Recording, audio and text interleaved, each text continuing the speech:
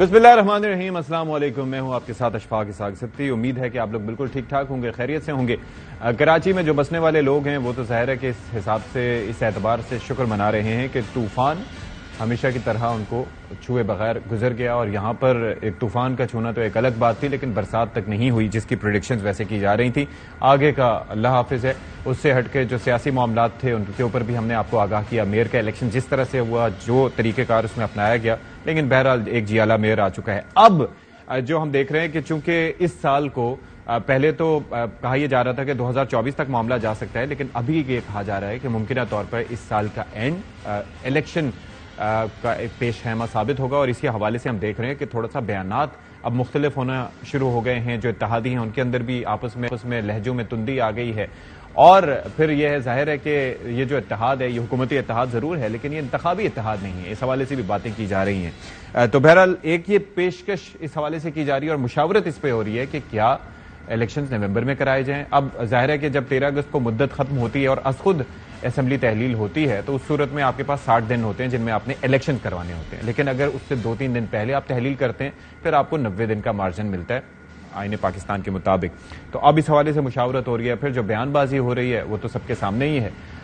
बिलावल भुट्टो साहब की जानिब से आज शायद पहला कंकर फेंका गया जिसमें उन्होंने बजट के मामलात पर नाराजगी जाहिर की। क्या उन्होंने फरमाया आपको पहले दिखाते हैं। से वजीर आजम साहब का नीयत पे मेरा कोई शक नहीं है, मगर मैं वजीर आजम साहब से रिक्वेस्ट करूंगा कि उनकी टीम में वो जो लोग हैं जो वजीर आजम के जो वादे हैं वो पूरे नहीं करवा रहे हैं, उनसे वजीर आजम को हिसाब लेना चाहिए। पाकिस्तान पीपल्स पार्टी इलेक्शन के लिए तैयार है। हम समझते हैं कि इलेक्शन टाइम पे होना चाहिए। यही पैगाम हम अपना इत्तेहादियों को देंगे कि आए हिम्मत पकड़े। सारी सियासी जमातों को इलेक्शंस के लिए अपना तैयारी करना चाहिए। अच्छा जी, एक तो आपने गुफ्तगू सुन ली। दूसरी जानिब शहबाज शरीफ साहब जाहिर है कि वो परेशान है क्योंकि बजट के मामलात इस तरह से हैं, IMF के साथ डील जिस तरह से होनी चाहिए उस तरह से कुछ बात बन नहीं पा रही। फिर पार्टी के अंदर से भी हम देख रहे हैं कि खासी तनकीद हो रही है। मिफ्ता साहब जब से पार्टी छोड़ के गए या पार्टी के अंदर रहते हुए भी उन्होंने खासी तनकीद की, तो उस पर शहबाज शरीफ साहब ने क्या नुक्ता नजर दिया और किस तरह से इसहाक डार साहब को सपोर्ट किया वो भी जरा देख लीजिए। शदीद चैलेंजेस में और मुश्किलात में जनाब इसहाक डार साहब दिन रात मेहनत कर रहे हैं, रातों को जागते हैं। IMF का मामला चल रहा है। हमने IMF की शराइत मंजूर करने के लिए उल्टे सीधे हो गए हैं क्योंकि पाकिस्तान का अजीम तर मफाद इस बात का तकाजा करता है IMF के साथ मुआहदा करके मुल्क को तरक्की की तरफ हम लेकर चलें। IMF से आज भी हमारे सींग फंसे हुए हैं। दिन रात कोशिश हो रही है और जो लोग इसहाक डार साहब की मेहनत उनकी टांगे खींचने के लिए बातें कर रहे हैं पार्टी के अंदर, उनको पार्टी बनाने का कोई हक नहीं है। बिल्कुल। चलें जी, तो सुन लिया आपने कि क्या कह दिया वजीर आजम पाकिस्तान ने। तो अब इसी सारे मामले पर गुफ्तगू करेंगे, लेकिन एक और चीज जो है वो जरा ऐड करते चलूं कि सेनेट में इलेक्शन एक्ट में तरमीम का बिल कसरत राय से मंजूर कर लिया गया है और अब उसके ज़ाहिर क्या फीचर्स हैं, क्या उससे होगा, इस पर भी हम बात करेंगे प्रोग्राम के आगाज में ही। तो जो मेहमान हैं उनका तारुफ आपसे करवाए देते हैं। इरफान कादिर साहब हमारे साथ मौजूद हैं, मुआविन खुसूसी हैं वजीर आजम के बराए एहतिसाब। बहुत शुक्रिया जी इरफान कादिर साहब, आपने हमारे लिए वक्त निकाला। इसके साथ साथ अतर काजमी हैं, सीनियर तज्जियाकार, हमारे साथ मौजूद हैं, प्रोग्राम की रौनक बढ़ाएंगे। बहुत शुक्रिया आपका।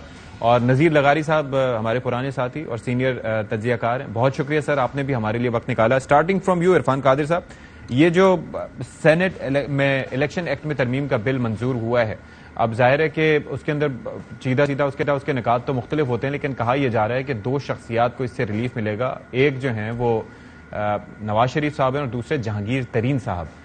ऐसा ही है अगर वाकईतन देखा जाए तो?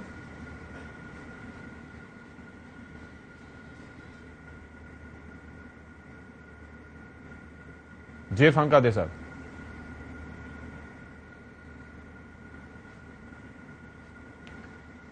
अच्छा, लेट्स सी कि weather is connected to us और नॉट।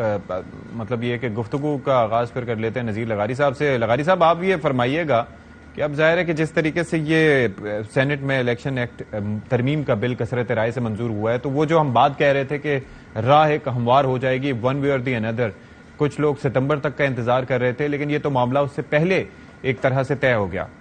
Your thought sir? पहली बात यह है कि अगर ये मामला सिर्फ नवाज शरीफ और جہانگیر ترین صاحب کے معاملے میں ہے تو اس معاملے کو ایک اور نظر سے بھی دیکھنا چاہیے ہمیں. وہ یہ ہے کہ کیا انہیں جائز طور پر، مناسب طور پر آئینی تقاضوں کو پورا کرتے ہوئے نااہل کیا گیا تھا، یا ایک خاص ماحول بنانے کے لیے، ایک خاص شخصیت کے لیے راہ ہموار کرنے کے لیے، ایک خاص شخص کو جو ہے فائدہ پہنچانے کے لیے اور اس کو مرکزی کھلاڑی بنانے کے لیے یہ سب فیصلے کیے تھے تو اور ان کو نااہل قرار دیا گیا تھا. تو ہمیں یہ بھی دیکھ لینا چاہیے. اگر 400-450 کیسز میں سے ایک کیس کو پکڑ لیا گیا اور اس کے اوپر پوری توجہ لگا دی گئی اور پورے کے پورے سارے ملا کر اسی پر لگ گئے کہ صرف ایک کام تھا کہ اس ایک شخص کو نکال دینا ہے اور ہم نے اس کو کسی صورت میں بھی میدان میں نہیں رہنے دینا ہے، اس کو میدان سے نکالنے کے بعد ہم نے معاملہ آگے لے جانا ہے اور پھر الیکشن کرانے ہیں اور پھر اپنے محبوب نظر کو لے کر آنا ہے، تو پھر اور اس کو بیلنس کرنے کے لیے اس کا بھی ایک آدمی ہم نے لٹا دینا ہے. اگر یہ نیت تھی تو میرے خیال میں کہ پھر تو نااہلی ہی نہیں بنتی تھی، نااہلی مناسب نہیں تھی.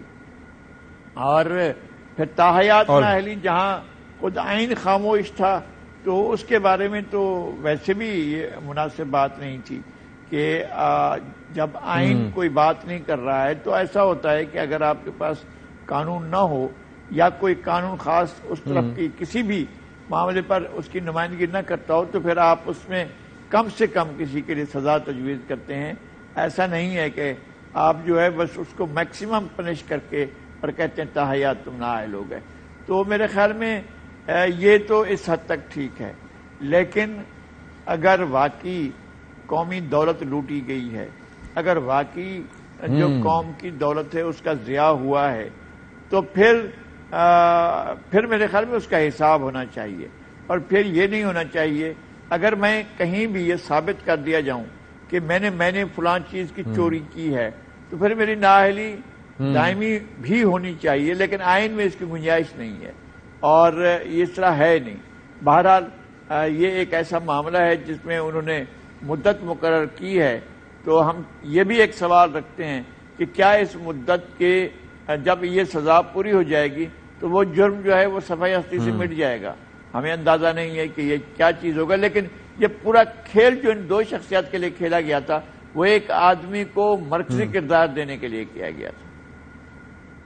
All right, I got your point. اطہر صاحب, do you agree with that کہ ایک تو طریقہ کار ظاہر ہے کہ اس کے اوپر سپریم کورٹ کے ایک جج صاحب کے بھی ریمارکس بھی ہم نے سنے, پھر اس کے بعد یہ بات بھی کی جاتی رہی کہ کتنے سارے لوگ تھے اس وقت اور کچھ لوگوں کو ہائی لائٹ کیا گیا اور خاص طور پر شریف خاندان کو جس طریقے سے ہائی لائٹ کر کے جو فیصلہ آیا اس کے اوپر بات تو ہوتی رہی ہے. لیکن ابھی جس طریقے سے یہ قانون پاس ہوا ہے, اچھا میں نے جس طرح سے ستمبر کا تذکرہ کیا تھا تو آپ کی نظر میں بھی ایسا ہی تھا, اور یہ is it surprising for you کہ جس طرح سے الیکشن ایکٹ کے ذریعے یہ کیا گیا ہے, یا آپ سمجھ رہے تھے کہ ایسا ہوگا؟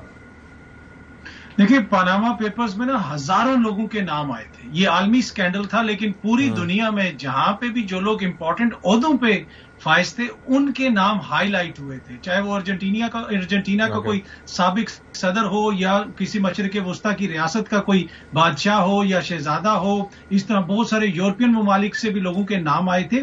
یہاں پہ سمجھنے کی چیز یہ ہے کہ پاکستان کا ایک ایسا خاندان جو 3 دفعہ حکمراں رہ چکا ہو, ان کا نام آنا اور کسی بزنس مین کا نام آنا, یہ 2 مختلف چیزیں ہیں نا. بزنس مین کے پاس پبلک ریسورسز تو نہیں ہیں, ہزاروں لوگوں کے نام تھے پوری دنیا سے, پر میڈیا نے اس کے اوپر پوری دنیا میں, آپ برطانوی میڈیا اٹھا کے دیکھ لیں, جرمن میڈیا اٹھا کے دیکھ لیں, آپ کو کسی کا نام نظر ہی نہیں آئے گا. آپ کو نظر آئے گا نام جی فلانا آفیشل, فلانا پرنس, فلانا صدر, ان کے نام آئیں گے. جب وہ شخص جو کہ پبلک آفس ہولڈر رہا ہو, جس کے پاس کوئی ایسا عہدہ رہا ہو کہ جس میں عوام کے ٹیکس کا پیسہ استعمال ہوا اور مبینہ طور پر اس نے اس سے فائدہ اٹھایا. ایگزیکٹ. باقی اب وہ کتنے بے گناہ تھے یا بے گناہ نہیں تھے, اس کے اندازہ لگانے کے لیے قمر الزمان قاہرہ صاحب نے فیصلہ آنے کے بعد ایک بڑی جامع پریس کانفرنس کی تھی. وہ پریس کانفرنس اگر آپ چلا دیں گے تو قوم کو پتا چل جائے گا کہ کیا کچھ تھا اس کے اندر. اب میں اس تفصیل میں نہیں جاتا. ادھر جو اس وقت جو قانون میں تبدیلی کی گئی ہے, دیکھیں یہ قانون میں کیا کہا گیا کہ جی الیکشن کمیشن ڈیٹ دے گا. یہ کیوں کہا گیا؟ کیا یہ کوئی آئینی طریقہ کار کو احسن بنانے کے لیے کیا گیا؟ جب الیکشن کمیشن کو گورنر صاحبان ڈیٹ نہیں دے رہے تھے تو الیکشن کمیشن نے نہ چیئرمین سینٹ کو خط لکھا نہ اسپیکر صاحب کو خط لکھا کہ جناب قانون میں تبدیلی کی جائے اور ہمیں یہ اختیار دیا جائے ہم یہ ڈیٹ دے دیں. اس وقت الیکشن کمیشن عدالت میں بتاتا رہا نہیں جناب ہم تو ڈیٹ دے نہیں سکتے, یہ اختیار تو گورنر صاحب کا ہے. جب صدر مملکت نے ڈیٹ دے دی اور اس کے بعد پھر الیکشن کمیشن نے کسی کے کہنے پہ ڈیٹ بڑھا کے اکتوبر کی کر دی, تو اب ان کو پتا چلا کہ جناب یہ گیم ہم نے صدر مملکت سے لینی ہے اور اپنے کورٹ میں رکھنی ہے, اور جس طریقے سے ہم چاہیں گے کبھی ڈیٹ کو آگے کر دیں گے پیچھے کر دیں گے. یہ صرف اور صرف اس چیز کی ایکسرسائز ہے, نہ یہ کوئی جمہوری کو لوگوں کے حقوق کے تحفظ کی ایکسرسائز ہے, نہ یہ وقت کے اوپر الیکشن کروانے کا مسئلہ ہے. یہ مسئلہ یہ ہے کہ ہر چیز ہم نے اپنے ہاتھ میں رکھنی ہے, اور الیکشن کمیشن بدقسمتی سے اگر آپ اس کا کردار دیکھیں گزشتہ سال 1.5 سال کے اندر لگتا ہے ایسے ہے کہ وہ حکمراں اتحاد کی بی ٹیم بنا ہوا ہے. جو حکمراں اتحاد کہتے ہیں وہی الیکشن کمیشن میں کہتا ہے, وہ کہتے ہیں جناب یہ چیز نہیں ہے, الیکشن کمیشن بھی وہی عدالت میں موقف پیش کرتا ہے. تو یہ ایک اس قسم کی ایکسرسائز ہے. اور دوسرا جو سپریم کورٹ کا فیصلہ آ چکا ہے صدر مملکت کی ڈیٹ دینے کے حوالے سے, اس کو اثر بھی ظاہر کرنے کے لیے یہ ساری تبدیلیاں کرنے کی کوشش کی جا رہی. کیا ایسی تبدیلی کی جا سکتی ہے؟ اس پہ بھی وکلا کی دو رائے. کچھ لوگ یہ کہتے ہیں کہ یہ آئینی ترمیم ہے, اس کو اس طرح نہیں کیا جا سکتا. کچھ کہتے ہیں آپ کر سکتے ہیں. ٹھیک ہے, لیٹس سی. عرفان قادر صاحب وزیر اعظم کے معاون خصوصی برائے احتساب ہمارے ساتھ موجود ہیں. Thank you so much for joining us. Irfan Qadir sahib, یہ ذرا بتائیے گا کہ یہ بظاہر یہ لگ رہا ہے, اور جس طرح سے ہمارا جو پینل ہے وہی سمجھتے ہیں کہ یہ جس طریقے سے ایک تو لغاری صاحب کا موقف ہے کہ انیشلی جس طرح سے انہیں ٹارگٹ کیا گیا تھا تو اب اس طریقے سے انہیں ہٹایا گیا ہے, لیکن اگرچہ کہ کرپشن ہوئی ہے, اگر یہ سمجھا جائے تو کیا اس کے باوجود کسی شخص نے کرپشن کی ہو تو 5 سال کے بعد وہ کرپشن ختم تصور کی جائے گی, یا طریقہ کار اس قانون کے پاس ہونے کے بعد کیا رہے گا؟ کس طریقے سے ان معاملات کو دیکھا جائے گا اگر ان دو شخصیات سے ہٹ کے بھی بات کی جائے, جہانگیر ترین صاحب اور نواز شریف صاحب؟ قانون ہے جو آئین ہے اس پہ جو نااہلی ہے وہ 5 سال سے زیادہ کی نااہلی کسی بڑے سے بڑے افینس میں نہیں ہے. اب جہاں تک یہ 62(1)(f) کا تعلق تھا, یہاں پہ بھی کہیں نہیں لکھا ہوا تھا کہ نااہلی جو ہے وہ تاعمر ہوگی یا لائف ٹائم نااہلی ہوگی. لہذا پارلیمان ایک لاء لے آئی ہے اور اس پہ انہوں نے ایک بالکل کلیئرٹیز دے دی ہے کہ جی جو میکسیمم نااہلی ہے وہ 62(1)(f) میں یا آئین میں وہ 5 سال سے زیادہ نہیں ہو سکتی, تاکہ وہ جو ایک غلط فیصلہ سپریم کورٹ نے دیا تھا, ایک تو سپریم کورٹ اس امبیرسمنٹ سے بچ گئی ہے, دوسرا سارے ججز بیٹھتے پھر وہ ری وزٹ کرتے اور پرانے فیصلے جو ہیں ان کو پھر کھنگالتے, بڑا وقت ضائع ہوتا, اس سے ٹائم کی بھی بچت ہوئی ہے. اور انہوں نے پارلیمان نے وضاحت کر دی ہے صاف طور پہ کہ میکسیمم جو ڈسکوالیفیکیشن ہو سکتی ہے وہ 5 سال سے زیادہ نہیں ہو سکتی. اچھا, تو اس کے اندر بظاہر اب یہی ہے کہ نواز شریف صاحب اور جہانگیر ترین صاحب کو اس سے فائدہ ہوگا کہ اور بھی کوئی اس سے فائدہ اٹھا سکے گا؟ ابھی اس سے ہر شخص فائدہ اٹھائے گا نا, آئندہ بھی فائدہ ہوگا لوگوں کو. اگر کسی کو بھی اب فار ایور نااہل نہیں کیا جا سکتا, اور جہاں تک میاں صاحب کا اور جہانگیر ترین صاحب کا تعلق ہے ان کو تو آبویسلی 5 سال تو ہو چکے ہیں اب, تو وہ تو اب اس طرح سے تو نااہل نہیں رہے. لیکن میاں صاحب کے رستے میں صرف ابھی ایک کیس ہے جو ان کی کنوکشن کی تھی اکاؤنٹیبلٹی کورٹ نے, وہ معاملہ اس وقت زیر التوا ہے اپیل میں, اور وہ اس کی جو بنیاد تھی وہ پناما کیس تھی, اور پناما کیس میں بھی چونکہ اب اپیل پرووائڈ کر دی گئی ہے یا ریویو بھی اس میں یہ آ سکتا ہے ایک میننگ فل ریویو, کیونکہ پہلا والا ریویو جو ہے وہ ایک میننگ فل ریویو نہیں تھا. تو اب اگر وہ پروسیڈنگز بھی یہاں پہ ہوتی ہیں تو اس میں میاں صاحب پناما کیس میں ہی اگر وہ اوور ٹرن ہو جاتا پناما کیس, تو اس کی جو بنیاد بنی تھی, جس بنیاد پہ وہ کنوکشن ہوئی ہیں, وہ بنیاد بھی ختم ہو جائے گی. تو اکاؤنٹیبلٹی کورٹ کا فیصلہ آٹومیٹکلی وہ ختم ہو جائے گا, پھر وہ دھڑام سے نیچے گر جائے گا. لیکن نارملی اگر ویسے دیکھا جائے اس سے ہٹ کے اگر کسی کو ریلیف لینا ہو تو اس ایکٹ میں ترمیم کے بعد وہ کس فورم پر جا سکتا ہے؟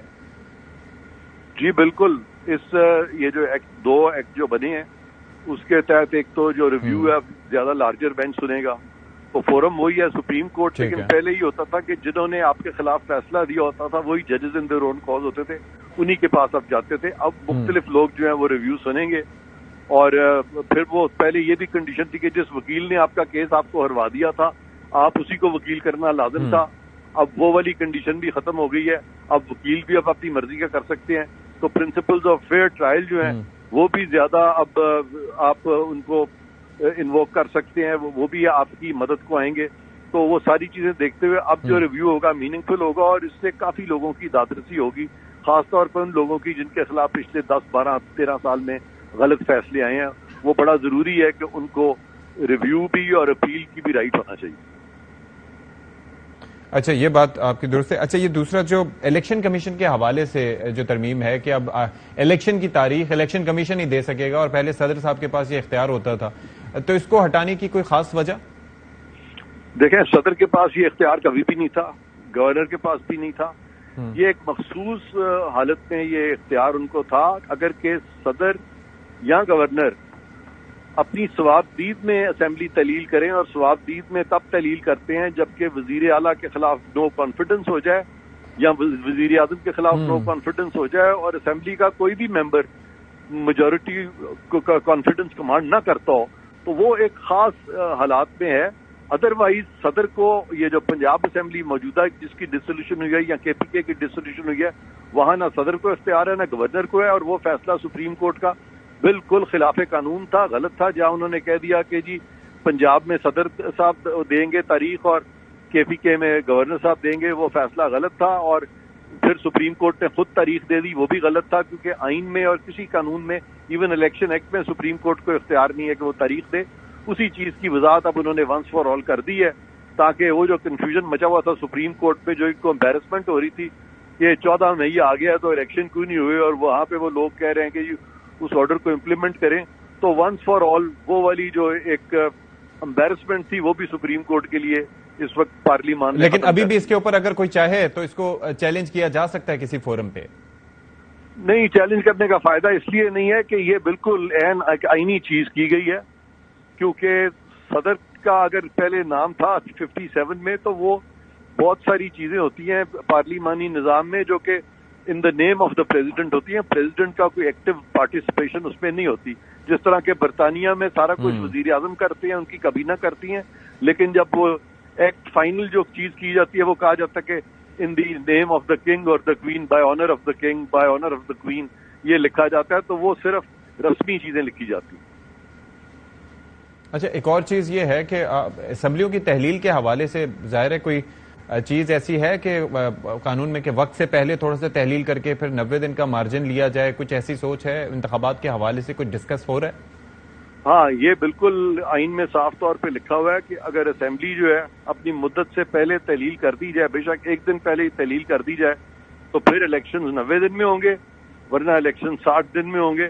تو اگر موجودہ جو حکومت ہے، وفاقی حکومت، اگر وہ سمجھتی ہے کہ بہتر ہے کہ الیکشن نومبر میں کرائے جائے یا 90 دن کے بعد کرائے جائیں، تو ان کو بالکل یہ اختیار حاصل ہے کہ وہ 2-3 روز پہلے اسمبلیوں کی تحلیل کر دیں. اور آپ کا مشورہ اس سلسلے میں کیا ہو سکتا ہے حکومت کو؟ دیکھیں، میں اس چیز کو ایکسپرٹیز نہیں ہوں کہ سیاست میں کون سا وقت جو ہے. یہ تو الیکشن کمیشن کے بھی ایشوز دیکھنے پڑیں گے کہ آیا ان کے لیے کیا آسانی ہے، کیونکہ سارے ملک میں اکٹھے الیکشنز ہونے ہیں. تو جو بھی ٹائم جس میں کہ یہ سارا کچھ مٹیریلائز ہوگا، کیونکہ ایک بڑا مہمت ٹاسک ہے، اس میں بہت ارینجمنٹس کرنی ہوتی ہیں، اتنے سارے پولنگ بوتھ بنیں گے، اتنے سارے سیکیورٹی کے لوگ جو ان کو وہاں کھڑا کیا جائے گا. تو یہ ساری چیزیں جو ہیں، یہ لاجسٹکس وغیرہ سب کو دیکھ کے وہ فیصلہ کریں گے. اس کا میں اپنے آپ کو ایکسپرٹ نہیں سمجھتا. All right. One last thing, آپ ظاہر ہے کہ معاون خصوصی ہیں وزیر اعظم کے برائے احتساب، تو ایک چیز ہم ہمیشہ دیکھتے ہیں کہ جو بھی دوسری جماعت ہوتی ہے جو حکومت میں نہیں رہتی، اس کو ہمیشہ احتساب کے عمل پر شکوے شکایتیں ہوتی ہیں. اور پھر ظاہر ہے کہ اگر چیئرمین نیب کی بات کریں، اس سے اوور آل ہٹ کے کوئی بات کریں، یا اگر فرض کریں کہ یہ پیناما پیپرز کی بات کریں، اس کے اندر بھی یہ کہا گیا کہ ان کو وکٹمائز کیا گیا. ابھی جس طرح سے ہٹایا گیا یہ نااہلی، اس پر بھی بات کی جا رہی ہے، اور خاص طور پر یہ سوال بھی اٹھائے جا رہے ہیں کہ اگر کسی نے کرپشن کی ہے اور قومی خزانے کو نقصان پہنچایا، اگر کسی نے، میں پریسائسلی نواز شریف صاحب کی بات نہیں کر رہا، اگر کسی نے کی ہے اور پروون ہے، تو اس سلسلے میں تو پھر نااہلی تاحیات بھی ہونی چاہیے. اگر نہیں ہے تو اس کے اوپر بیٹھ کے کوئی کیٹیگوریکلی غور نہیں ہو سکتا ہے کہ کوئی ایسی چیز ہے جو سب کے لیے ایکسیپٹیبل ہو، and you are in the position کہ آپ گائیڈ کر سکیں گورنمنٹ کو اس حوالے سے؟ دیکھیں، یہ جو 62, 63 ہے، اس پہ تو میں سمجھتا ہوں ویسے ہی بہت ساری ترامیم ہونی چاہیے کہ ایک بندے کو کہہ دیا کہ جی آپ آنےسٹ اور امین نہیں ہیں، اور ساری عمر کے لیے کہہ دیا نااہل ہے. کون سا پاکستان کا شخص ہے ایماندار سے ایماندار، اچھے سے اچھا، جس نے زندگی میں کبھی ایک آدھا جھوٹ نہ بولا ہو؟ یہ تو ایٹریبیوٹس ایک نبی کے تھے. نبی خطا نہیں کرتے, انسان تو خطا کا پتلا ہے, اس لیے وہ نبی کے جو سٹینڈرڈ یہاں لگا دیے اور کہا کہ جی یہ سپریم کورٹ نے کہہ دیا کہ جی وہ ایک دفعہ اگر کوئی چیز ڈسکلوز نہیں کی تو وہ بھی کنسیلمنٹ میں آ جائے گی اور وہ بھی پھر اب forever you are disqualified, تو وہ ویسے ہی بہت زیادتی تھی. تو یہ والے قانون عام انسانوں پہ وہ سٹینڈرڈ آپ نہیں اپلائی کر سکتے جو سٹینڈرڈ نبیوں پہ اپلائی کرتے ہیں. تو اس طرح کی جو قوانین میں جو سٹینڈرڈز رکھے گئے ہیں, یارڈ اسٹکس رکھی گئی ہیں, یعنی فار سمبڈی ایکسٹرا ہیومن اور سپر ہیومن, تو وہ تو نبی تو سپر ہیومن ہو سکتا ہے, عام لوگوں میں تو ڈیفینیٹلی غلطیاں بھی ہوتی ہیں, خطائیں بھی ہوتی ہیں. تو وہاں پہ یہ تاحیات نااہلی سے میں بالکل ایگری نہیں کرتا. باقی میں سمجھتا ہوں ون ٹائم نااہلی ہونی چاہیے کہ اگر کسی نے کچھ کیا ہے تو اس پیریڈ کے لیے اس کے لیے بہت ہے کہ وہ 5 سال کی مدت ہوتی ہے اسمبلی کی, اس کے لیے آپ 5 سال نااہل کر دیں, ساری عمر کے لیے اس کو سبق ہوگا, دوبارہ اس طرح کی چیز نہیں کرے گا. جی ہاں چلیں ٹھیک ہے. تھینک یو سو مچ عرفان قادر صاحب فار بینگ ود اس. ان کی گفتگو پہ ہم جواب بھی لیں گے اپنے ایکسپرٹ سے, لیکن ایک بریک لیتے ہیں, بریک کے بعد حاضر ہوں گے. بریک کے بعد ایک بار پھر سے آپ کا خیر مقدم ہے, اور گفتگو کر رہے تھے اس سے پہلے عرفان قادر صاحب اور عاطر کاظمی صاحب. Do you agree with what he said کہ اگرچہ کچھ ایسا ہوا بھی ہے, ایک تو انہوں نے کہا کہ پورے پاکستانی قوم میں سے کوئی ایسا نہیں ہے, اور جو صفات رکھی گئی تھیں وہ انبیاء کے لیے ظاہر ہے کہ صادق اور امین, بلا شبہ اس میں شک نہیں ہے, لیکن جو انہوں نے کہا کہ 5 سال کی مدت کسی کے لیے کافی ہوتی ہے کہ وہ سبق سیکھ جائے, بھلے اس نے کرپشن کی ہو. آپ کا اس پہ نقطہ نظر کیا ہے؟ ایسا ہی ہونا چاہیے؟ دیکھیں, پہلی بات تو یہ کہ پاکستان کے قانون میں بہت سارے سکم ہیں, اور قانونی جو پورا پروسیس ہوتا ہے اس میں بھی بہت سارے مسائل ہیں. اگر کہیں پہ کوئی ایکسٹرا چیز ایسی آ رہی ہے جو اس چیز کو میک شور کرے گی کہ کسی کے ساتھ ناانصافی نہ ہو, وہ اس حد تک تو یہ بات بالکل ٹھیک ہے. لیکن جہاں تک یہ تعلق ہے کہ یہ جو معزز شخصیات جن کے خلاف کیسز وغیرہ چلے, دیکھیں دنیا کا کون سا ملک ہوتا ہے کہ اس کا وزیر اعظم کسی اور ملک کا اقامہ لے کے بیٹھا ہو؟ دنیا کا کون سا وزیر دفاع ہوتا ہے جس کا کسی اور ملک کا ویزا یا اقامہ لے کے, ورک ویزا لے کے وہ بیٹھا ہو؟ کیا ایسی کوئی مثال آپ کو ملتی ہے پوری دنیا میں؟ تو مسئلہ یہ ہے نا کہ یہاں پہ آپ ڈیل کس چیز کے ساتھ کر رہے ہیں. اور دوسری بات, انہوں نے ایک اور بات بھی کی, حکومتی جو وزیر مشیر تھے ابھی, انہوں نے فرمایا کہ اگر وقت سے پہلے اسمبلیاں ٹوٹیں تو پھر آئین کہتا ہے کہ 90 روز میں آپ نے انتخابات کروانے. اور یہی تو رو رہی ہے قوم, 2 صوبوں کے اندر یہی تو کروڑوں لوگ بےچارے فریاد کر رہے ہیں کہ وقت سے پہلے وہاں پہ اسمبلیاں ٹوٹی تھیں اور آپ لوگوں نے 90 روز میں انتخابات کروانے تھے. ادھر آپ انتخابات نہیں کروا رہے, لیکن اب وفاق میں یہ ہمیں بتایا جا رہا ہے کہ یہ تو آئین میں لکھا ہے کہ اگر وقت سے پہلے ٹوٹیں گی تو پھر 60 دن نہیں, پھر 90 روز میں کروانے. تو اس سے آپ اندازہ لگا لیں تو کیا یہ سب کچھ جو ہو رہا ہے وہ آئین اور جمہوریت اور عوام کے حقوق کے لیے ہو رہا ہے, یا اپنے مفادات کے لیے قانون سازی ہو جائے یا آئین کی کوئی شک ہو جائے وہ استعمال ہو رہی ہے؟ اچھا نذیر لغاری صاحب, سر بڑا دلچسپ نقطہ ہے کہ پہلے جب 90 دن میں الیکشن ہونا چاہیے تھے, کیونکہ آئین خاموش ہے, 90 دن بعد الیکشن ہونے چاہیے یہ لکھا ہوا ہے, لیکن اس کے بعد کیا ہوگا نہیں کرائے تو وہ پھر ظاہر ہے کہ اپنی جگہ اس پہ فیصلہ بھی آ گیا, ساری چیزیں ہو گئی, مدت تحلیل کی تھی لیکن الیکشن نہیں ہو پائے, 14 مئی کو بھی نہیں ہو پائے. اب مرکز میں اگر ایسا ہی ہوتا ہے کہ 90 دن کا, چلے پہلے اسمبلی تحلیل کرتے ہیں پھر 90 دن کا مارجن لیتے ہیں, 90 دن کے حساب سے ہوتے ہیں, نومبر میں الیکشن ہونے چاہیے, نومبر میں اب الیکشن اگر نہیں کرواتے اس صورت میں پھر کیا ہوگا؟ کیونکہ ظاہر ہے کہ ڈیٹ جو ہے وہ صدر صاحب نہیں دے سکتے, الیکشن کمیشن دے سکتے ہیں, الیکشن کمیشن پھر جو اپنا رستہ اپنائے گا جو اس نے پہلے اپنایا گا. آپ کو کیا ہوتا دکھائی دے رہا ہے at the end of the year اس صورتحال میں؟ بالکل میں اس بات سے متفق ہوں کہ 90 دن کا مطلب 90 دن ہے, اور میرا پہلے بھی یہی موقف رہا ہے کہ 90 دن کے اندر الیکشن ہونے چاہیے تھے. جب پنجاب اور خیبر پختونخوا اسمبلیوں کو توڑا گیا, ان کو توڑنے کے لیے ایڈوائز دی گئی تھی 12 جون کی پنجاب اسمبلی کو, 12 جنوری کو ایڈوائز دی گئی کہ 12 جنوری وزیر اعلیٰ جو ہیں وہ اس کو توڑ دیں. گورنر کو وزیر اعلیٰ نے ایڈوائز بھیج دی کہ اسمبلی توڑ دیں, اور 14 تک انتظار کیا گیا کہ جی گورنر اس کی توڑ دیں اسمبلی کو. گورنر نے نہیں توڑا جی, 2 دن تھے وہ, 48 گھنٹے 2 دن بنے. تو اس کے بعد انہوں نے توڑا تو 14 جنوری کو مؤثر ہو گیا کہ اسمبلی ٹوٹ گئی. اب 14 اپریل جو ہے اس کے اندر الیکشن ہونے چاہیے. اچھا ادھر وہ سو موٹو تھا یا وہ پٹیشن تھی, جیسا بھی تھا, اگر سپریم کورٹ فیصلہ دے رہی تھی تو سپریم کورٹ کو میری یہ گزارش ہے کہ وہ 14 اپریل کو الیکشن کی تاریخ دینی چاہیے تھی، کیونکہ فیصلے میں لکھا ہوا تھا کہ 90 دن کے اندر الیکشن ہونے چاہیے، اور اگر وہ 14 اپریل کو نہ ہو لیکن وہاں پر بیر منیمم کا جملہ آ گیا تھا. نہیں آنا چاہیے تھا. میں وہی عرض کر رہا ہوں، جب آپ 90 دن کے لیے آپ فیصلہ کر رہے ہیں تو 90 دن کو ایکسیڈ کر ہی نہیں سکتے نا. جب آئین نہیں کرنے دیتا تو آپ کیوں کر لیتے ہیں؟ پھر پارلیمنٹ کیوں کرے، پھر عدلیہ کیوں کرے، پھر ایگزیکٹو کیوں کرے، پھر سروسز کیوں کریں، وہ کیوں کرے؟ اگر آئین نہیں کرنے دے رہا ہے آپ کو کہ آپ ایکسیڈ نہ کریں تو آپ کو 14 اپریل دینی چاہیے تھی. 14 اپریل کو جب آپ نے 106 دن کر دیا اور پھر اس کے بعد 120 دن کر دیا تو پھر آپ نے اپنے معاملات کو جو ہے پھر آگے بڑھا کر 1 مہینہ اور 7 دن اور آگے کر دیے.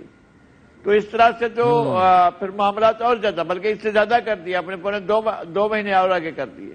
تو جب آپ آگے خود کر دیں گے اور پھر ایک ڈیٹ آپ نے خود دے دی تو وہ خود دے دیں گے، تو اس پر بھی عمل نہ کرا سکیں تو پھر کیا کیا جائے؟ میرا خیال یہ نہیں ہے. تو سر آپ کو کیا لگتا ہے، میرا کوشچن یہی ہے آپ سے کہ آپ اس سال کے اختتام میں الیکشن ہوتے ہوئے دیکھ رہے ہیں اس صورتحال جو میں نے آپ کے سامنے پیش کی اس کو مد نظر رکھتے ہوئے؟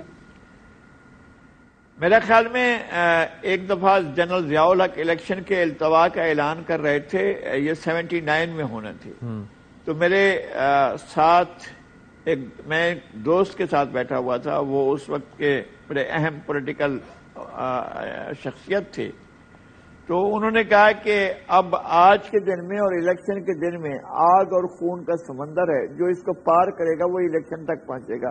79 کے دوبارہ ضیاء الحق نے پہلے اعلان کیا 77 میں 90 دن کا، پھر دوبارہ 79 کا اعلان کیا، اور وہ انتخابات انہوں نے التوا میں ملتوی کر دیے تھے غیر معینہ مدت کے لیے. تو اب اس الیکشن تک کون پہنچتا ہے، اس منزل تک کون پہنچتا ہے؟ یہ خدا جانتا ہے کہ یہ منزل کہاں تک پہنچے. میں اب بھی یہ کہتا ہوں کہ اگر وہ پہلے توڑتے ہیں تو 90 دن میں، اگر مدت میں توڑتے ہیں تو 60 دن میں الیکشن ہونے چاہیے، اور اس میں سول سوسائٹی کو اپنا کردار ادا کرنا چاہیے. اس میں تمام پولیٹیکل پارٹی جو اس بات سے اتفاق نہ کرتی ہوں، اس وقت سیاسی ماحول ایسا بنا ہوا تھا، عمران خان ہر چیز کو نیچا دکھانا چاہتے تھے، ہر چیز کو تہس نہس کر دینا چاہتے تھے. اس وجہ سے یہ صورتحال پیدا ہوئی تھی. نہیں ہونا چاہیے تھا، نہ ان کی طرف سے ہونا چاہیے تھا اور نہ ان لوگوں کو الیکشن کو روکنا چاہیے تھا. اب آئین کو پامال کر رہے ہوں گے تو پھر کیا ہوگا؟ ظاہر ہے یہ 2 صورتیں ہو سکتی ہیں نا. اگر آئین کے رکھوالے کمزور ہوں گے تو نہیں کر سکیں گے. ٹھیک ہے. اچھا کاظمی صاحب، اب ذرا یہ فرما دیجئے گا کہ یہ جو آپ تذکرہ کر رہے تھے نا کہ جب وہ پینما پہ رزلٹ آیا، اس کے اوپر جب فیصلہ آیا تھا تو پھر قاہرہ صاحب نے ایک بڑی پریس کانفرنس کی تھی. اب دوبارہ سے ظاہر ہے کہ آج جس طرح سے بلاول بھٹو زرداری صاحب کی جانب سے، جو کہ موجودہ حکومت میں وزیر خارجہ ہیں، جس طرح سے ان کی جانب سے ایک کنکر پھینکا گیا، اور وزیر اعظم صاحب تو نہیں لیکن باقی ٹیم اور بجٹ کے حوالے سے جو ان کی تنقید سامنے آئی ہے، تو یہ کیا لگتا ہے، اور خاص طور پہ الیکشن کے حوالے سے جو انہوں نے بات کی کہ الیکشن کی تیاری کریں، تو کوئی سوچ مختلف پائی جاتی ہے دونوں جماعتوں کی، اور آئندہ یہ خلیج ہمیں بڑھتی ہوئی محسوس ہوگی دونوں جماعتوں میں؟ دیکھیں، مغرب میں نا کچھ لوگ ہوتے ہیں وہ پچھلی دہائیوں میں رہ رہے ہوتے ہیں. انہوں نے اپنا لائف سٹائل ایسا بنایا ہوتا ہے کہ گھر کے اندر برتن پرانے، ٹی وی پرانا، کپڑے 60s کے یا 70s کے پہنے ہوتے ہیں. ان کی بھی وہی حالت ہے کہ یہ ابھی 60s 70s 80s اور 90s کی سیاست کر رہے ہیں. جو آج انہوں نے کنکر پھینکا وہ کسی جماعت کے اوپر نہیں تھا، وہ عوام کے شعور کی توہین کی. اب کوئی ایسا بجٹ ہے یا کوئی ایسا قانون ہے، کوئی ایسی پالیسی ہے جو پیپلز پارٹی کی مرضی کے بغیر یہ حکومت پاس کر سکتی ہے؟ آدھی دنیا بلاول صاحب گھوم کے آگے اس کابینہ کے وہ رکن ہیں جہاں پہ بجٹ بھی ڈسکس ہوتا ہے، دیگر چیزیں بھی ڈسکس ہوتی ہیں. یہ سمجھ رہے یہ ہیں کہ یہ ابھی بھی وہ دور ہے کہ ایک چینل ہے، 4 اخبارات ہیں، 15 صحافی ہیں اور اس طریقے سے بیانیہ بن جائے گا. یہ دیکھیں ڈیجیٹل میڈیا کا دور ہے، ٹک ٹاک کا دور ہے. کیا ہم نے دیکھا نہیں کہ انہوں نے کیا کچھ کیا اور کس کس جگہ پہ انہوں نے کس کا ساتھ دیا؟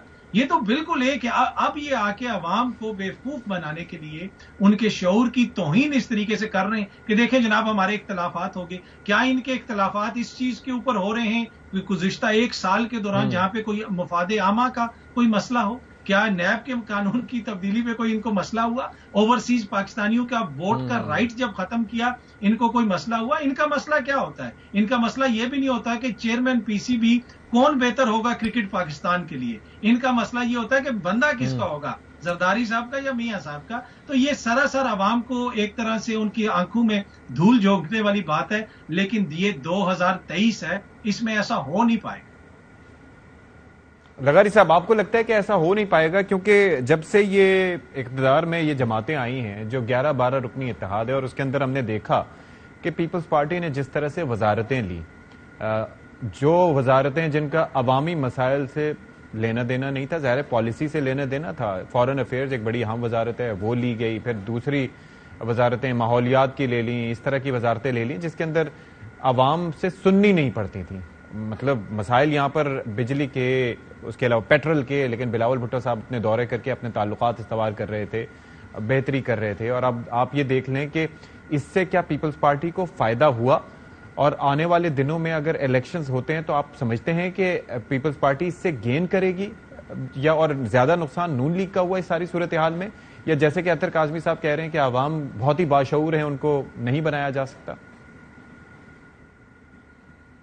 میرے خیال میں کہ ہم بہت زیادہ اوور اسٹیمیٹ کرتے ہیں چیزوں کو.